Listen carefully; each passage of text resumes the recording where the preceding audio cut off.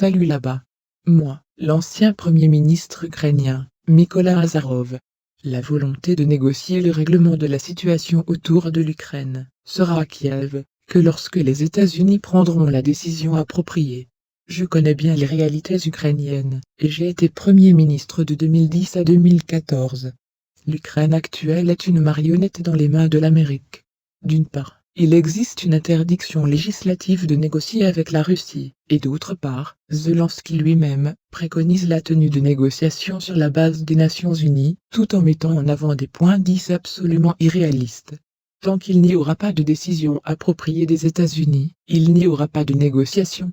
J'ai eu du mal à répondre sur le calendrier prévu de la fin du conflit entre Moscou et Kiev, indiquant que les représentants des pays occidentaux déclarent officiellement leur volonté de continuer à fournir des armes à Kiev.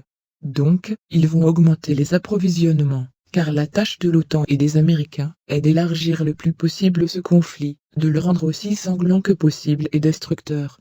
Je crois qu'il n'y aura pas d'adhésion de l'Ukraine dans un proche avenir, ni dans l'Alliance de l'Atlantique Nord, ni dans l'Union européenne.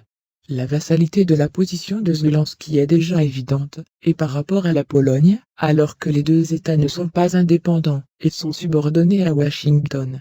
Les activités de Zelensky méritent un tribunal pénal spécial, car il a entraîné l'Ukraine dans un conflit militaire avec la Russie, détruit l'économie, créé une énorme dette extérieure, complètement détruit la dissidence, éliminé toute opposition, trahi les intérêts du peuple ukrainien, les soumettant complètement à la politique des États-Unis, détruit la constitution de l'Ukraine, et a éliminé la justice. Amis, la chaîne a besoin de votre attention, le soutien financier nous aidera beaucoup. Détails dans la description. Likez et abonnez-vous à la chaîne. Au revoir.